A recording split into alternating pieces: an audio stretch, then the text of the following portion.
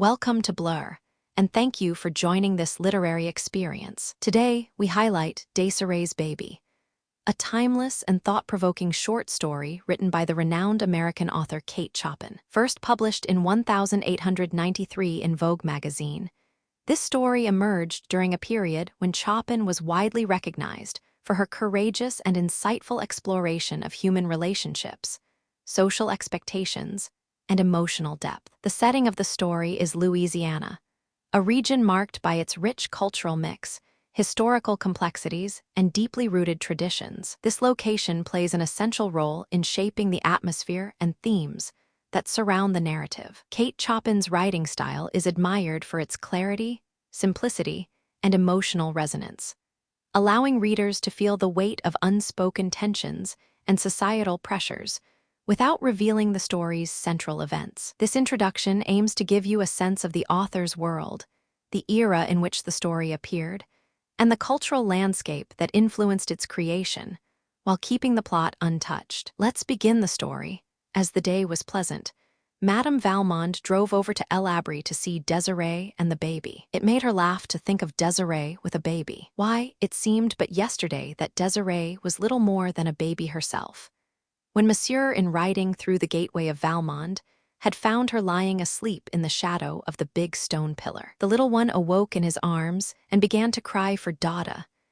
That was as much as she could do or say. Some people thought she might have strayed there of her own accord, for she was of the toddling age. The prevailing belief was that she had been purposely left by a party of Texans, whose canvas-covered wagon, late in the day, had crossed the ferry that Cotton Mize kept, just below the plantation. In time, Madame Valmond abandoned every speculation, but the one that Désirée had been sent to her by a beneficent providence to be the child of her affection, seeing that she was without child of the flesh. For the girl grew to be beautiful and gentle, affectionate and sincere, the idol of Valmond. It was no wonder, when she stood one day against the stone pillar in whose shadow she had lain asleep, 18 years before, that Armand Aubigny, riding by and seeing her there, had fallen in love with her. That was the way all the Aubignys fell in love, as if struck by a pistol shot. The wonder was that he had not loved her before, for he had known her since his father brought him home from Paris,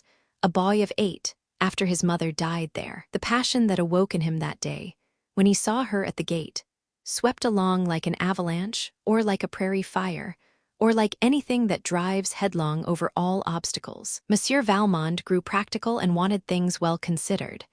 That is, the girl's obscure origin. Armand looked into her eyes and did not care. He was reminded that she was nameless. What did it matter about a name, when he could give her one of the oldest and proudest in Louisiana? He ordered the corbeille from Paris, and contained himself with what patience he could until it arrived. Then they were married. Madame Valmond had not seen Désirée and the baby for 4 weeks. When she reached El Abri, she shuddered at the first sight of it, as she always did. It was a sad-looking place, which for many years had not known the gentle presence of a mistress, old Monsieur Aubigny having married and buried his wife in France, and she having loved her own land too well ever to leave it. The roof came down steep and black like a cowl, reaching out beyond the wide galleries that encircled the yellow stuccoed house. Big, solemn oaks grew close to it, and their thick-leaved, far-reaching branches shadowed it like a pall. Young Aubigny's rule was a strict one, too, and under it his Negroes had forgotten how to be gay, as they had been during the old master's easygoing and indulgent lifetime. The young mother was recovering slowly, and lay full length, in her soft white muslins and laces, upon a couch. The baby was beside her, upon her arm where he had fallen asleep at her breast. The yellow nurse-woman sat beside a window, fanning herself. Madame Valmond bent her portly figure over Désirée and kissed her, holding her an instant tenderly in her arms. Then she turned to the child. "This is not the baby," she exclaimed in startled tones. French was the language spoken at Valmond in those days. "I knew you would be astonished," laughed Désirée, "at the way he has grown. The little cochon de lait. Look at his legs, Mamma, and his hands and fingernails. Real fingernails. Zandrine had to cut them this morning. Isn't it true, Zandrine?" The woman bowed her turbaned head majestically. "My see, madam. And the way he cries," went on Désirée, "is deafening. Armand heard him the other day as far away as La Blanche's cabin. Madame Valmont had never removed her eyes from the child. She lifted it and walked with it over to the window that was lightest. She scanned the baby narrowly, then looked as searchingly at Zandrine, whose face was turned to gaze across the fields. "Yes, the child has grown, has changed," said Madame Valmont slowly, as she replaced it beside its mother. "What does Armand say?" Désirée's face became suffused with a glow that was happiness itself. "Oh, Armand is the proudest father in the parish. I believe, chiefly because it is a boy to bear his name, though he says not, that he would have loved a girl as well. But I know it isn't true. I know he says that to please me. And Mamma," she added, drawing Madame Valmont's head down to her and speaking in a whisper, "he hasn't punished one of them, not one of them, since baby is born. Even Negrelin, who pretended to have burnt his leg that he might rest from work. He only laughed and said Negrelin was a great scamp. Oh, Mamma, I'm so happy, it frightens me." What Désirée said was true. Marriage, and later the birth of his son, had softened Armand Aubigny's imperious and exacting nature greatly. This was what made the gentle Désirée so happy, for she loved him desperately. When he frowned, she trembled, but loved him. When he smiled, she asked no greater blessing of God. But Armand's dark, handsome face had not often been disfigured by frowns since the day he fell in love with her. When the baby was about 3 months old, Désirée awoke one day to the conviction that there was something in the air menacing her peace. It was at first too subtle to grasp. It had only been a disquieting suggestion, an air of mystery among the blacks, unexpected visits from far-off neighbors who could hardly account for their coming. Then a strange, an awful change in her husband's manner, which she dared not ask him to explain. When he spoke to her, it was with averted eyes, from which the old love-light seemed to have gone out. He absented himself from home, and when there, avoided her presence and that of her child, without excuse. And the very spirit of Satan seemed suddenly to take hold of him in his dealings with the slaves. Désirée was miserable enough to die. She sat in her room, one hot afternoon, in her peignoir, listlessly drawing through her fingers the strands of her long, silky brown hair that hung about her shoulders. The baby, half naked, lay asleep upon her own great mahogany bed that was like a sumptuous throne, with its satin-lined half-canopy. One of La Blanche's little quadroon boys, half-naked too, stood fanning the child slowly with a fan of peacock feathers. Désirée's eyes had been fixed absently and sadly upon the baby, while she was striving to penetrate the threatening mist that she felt closing about her. She looked from her child to the boy who stood beside him, and back again, over and over. Ah, it was a cry that she could not help, which she was not conscious of having uttered. The blood turned like ice in her veins, and a clammy moisture gathered upon her face. She tried to speak to the little quadroon boy, but no sound would come at first. When he heard his name uttered, he looked up, and his mistress was pointing to the door. He laid aside the great, soft fan, and obediently stole away over the polished floor on his bare tiptoes. She stayed motionless, with gaze riveted upon her child, and her face the picture of fright. Presently her husband entered the room, and without noticing her, went to a table and began to search among some papers which covered it. "Armand," she called to him in a voice which must have stabbed him if he was human. But he did not notice. "Armand," she said again. Then she rose and tottered towards him. "Armand," she panted once more, clutching his arm, "look at our child. What does it mean? Tell me." He coldly but gently loosened her fingers from about his arm and thrust the hand away from him. "Tell me what it means," she cried despairingly. "It means," he answered lightly, "that the child is not white. It means that you are not white." A quick conception of all that this accusation meant for her nerved her with unwonted courage to deny it. "It is a lie. It is not true I am white. Look at my hair, it is brown. And my eyes are gray, Armand, you know they are gray. And my skin is fair," seizing his wrist. "Look at my hand, whiter than yours, Armand." She laughed hysterically. "As white as La Blanche's." He returned cruelly, and went away leaving her alone with their child. When she could hold a pen in her hand, she sent a despairing letter to Madame Valmont. "My mother, they tell me I am not white. Armand has told me I am not white. For God's sake tell them it is not true. You must know it is not true. I shall die. I must die. I cannot be so unhappy and live." The answer that came was brief, "My own Désirée. Come home to Valmont, back to your mother who loves you. Come with your child." When the letter reached Désirée, she went with it to her husband's study and laid it open upon the desk before which he sat. She was like a stone image, silent, white, motionless after she placed it there. In silence, he ran his cold eyes over the written words. He said nothing. "Shall I go, Armand?" she asked in tones sharp with agonized suspense. "Yes, go. Do you want me to go?" "Yes, I want you to go."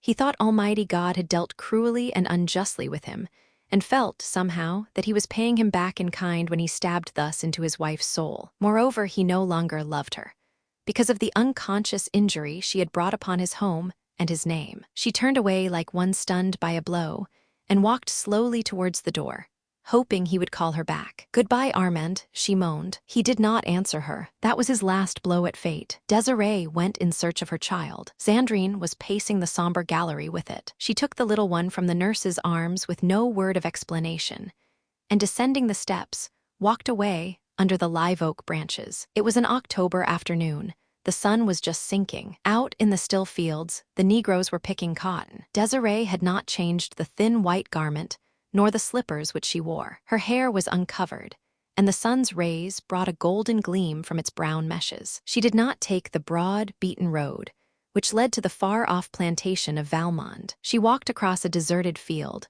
where the stubble bruised her tender feet, so delicately shod, and tore her thin gown to shreds. She disappeared among the reeds and willows that grew thick along the banks of the deep, sluggish bayou, and she did not come back again. Some weeks later, there was a curious scene enacted at El Abri. In the center of the smoothly swept backyard was a great bonfire. Armand Aubigny sat in the wide hallway that commanded a view of the spectacle, and it was he who dealt out to a half-dozen Negroes the material which kept this fire ablaze. A graceful cradle of willow, with all its dainty furbishings, was laid upon the pyre, which had already been fed with the richness of a priceless layette. Then there were silk gowns, and velvet and satin ones added to these, laces, too, and embroideries, bonnets and gloves, for the corbeille had been of rare quality. The last thing to go was a tiny bundle of letters, innocent little scribblings that Désirée had sent to him during the days of their espousal. There was the remnant of one back in the drawer from which he took them, but it was not Désirée's.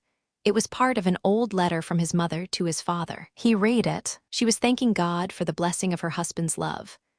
But above all, she wrote, "Night and day, I thank the good God for having so arranged our lives that our dear Armand will never know that his mother, who adores him, belongs to the race that is cursed with the brand of slavery." Author Kate Chopin was an American writer known for her sensitive, honest, and emotionally intelligent storytelling. Raised in Louisiana, she grew up surrounded by Creole culture, French influence, and a society full of strict expectations, elements that later shaped her fiction. Chopin wrote at a time when women writers were rarely taken seriously.